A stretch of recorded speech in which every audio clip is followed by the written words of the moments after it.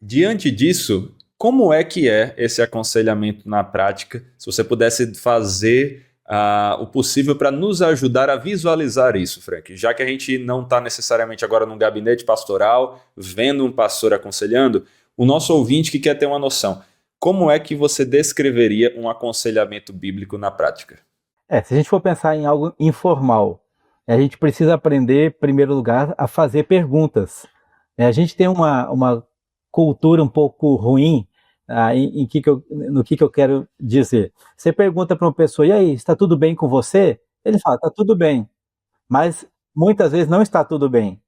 A pessoa mascara algo, e por quê? Porque se eu falar que não está tudo bem, vai querer perguntar, ou a pessoa não está muito disposta a conversar muito sobre isso, e a gente fica nesse relacionamento um tanto frio. Tudo bem com você? Tudo bem. Superficial, né?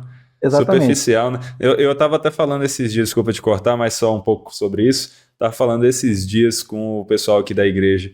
A gente é treinado a viver de maneira indiferente aos outros e fazer com que eles sejam diferentes da gente, né? E é por isso que esse tudo bem virou simplesmente uma saudação que às vezes a gente nem espera a resposta. Quando alguém responde mesmo, a gente faz, nossa, você respondeu. É aquela coisa, se tá mal, não vou falar porque eu não quero que a pessoa se meta, ou então eu acho que a pessoa nem vai se interessar. E se tá bem, eu também não vou falar especificamente o porquê que eu tomei das minhas vitórias, das coisas boas que têm acontecido, porque senão a pessoa vai ter inveja, porque senão vai parecer que eu estou esnobando. Então a gente não fala nada, é só essa superficialidade mesmo, né? Exato. E aí se a pessoa fala, não está tudo bem, aí você deveria estar preparado para perguntar mais. Sim. O que está acontecendo com você? Agora, antes disso, uma coisa você falou sobre o nosso contexto de igreja. A gente precisa cultivar uma cultura de observação das pessoas. O conselheiro, ele precisa ser um observador. Às vezes o pastor está nas suas preocupações litúrgicas do culto, vendo se está tudo certo, se as músicas estão tudo preparadas, se está seguindo o roteiro, e muitas vezes pode ter uma pessoa num canto, lá no fundo da igreja, está meio triste, cabisbaixa, e se alguém da igreja perceber, deveria chegar até essa pessoa e dizer, olha, você está passando por alguma situação que eu posso te ajudar? Me parece que você não está muito bem. E aí ter disposição de ouvir e de querer ser instrumento de Deus. Eu lembro que um tempo atrás, minha esposa me deu um alerta, ela falou assim, Frank, olha lá para fulano, ele não está muito bem, depois do culto vai lá e conversa com ele. Aí eu peguei, fui lá e fui conversar, falei, e aí, como é que tá? Tô achando você um pouco triste? De fato, tô passando por uma luta, uma dificuldade. Aí eu conversei um pouco com ele, para entender um pouco mais, orei por ele, e aí depois no domingo seguinte, perguntando como que estava agora, se estava melhor. Não, agora estou melhor, a situação tô melhorando, graças a Deus, obrigado pela oração. Então, a gente precisa ter uma cultura de cuidado. A gente não pode mais cultivar aquela ideia de cada um por si e Deus por todos. A gente quer viver em comunhão, em comunidade, como corpo de Cristo. Se tem alguém que está sofrendo, a gente tem que sofrer junto e tem que caminhar para tentar ajudar a pessoa.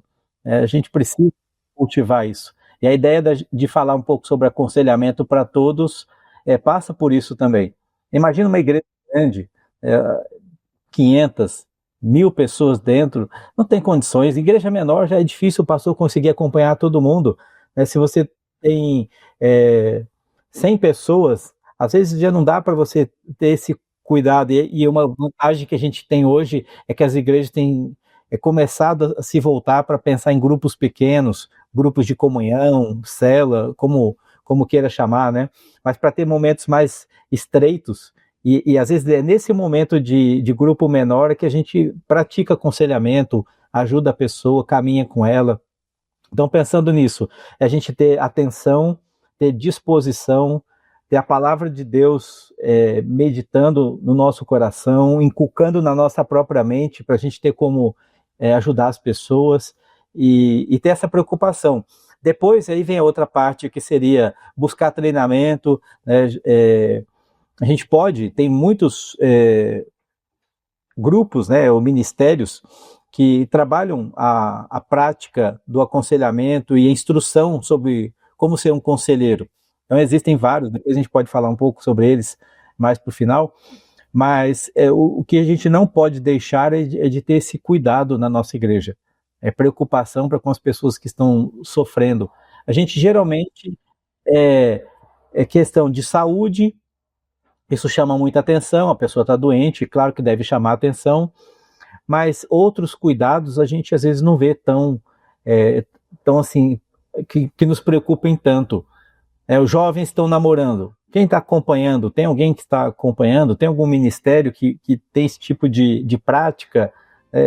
Existem igrejas que eu sei que fazem isso muito bem, mas muitas vezes a gente deixa a coisa muito solta, é como se fosse o cada um por si.